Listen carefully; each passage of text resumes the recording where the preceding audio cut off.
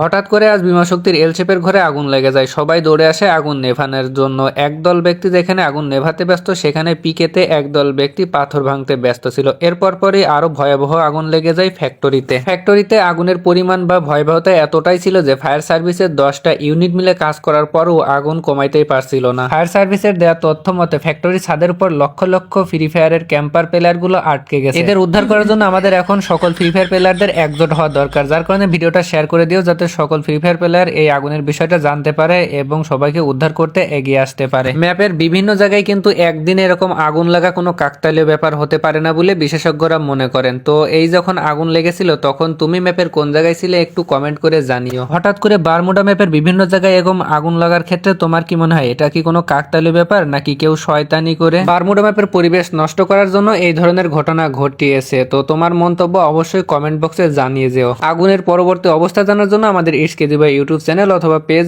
বা টিকটক থেকে দেখলে ফলো করে রাখো।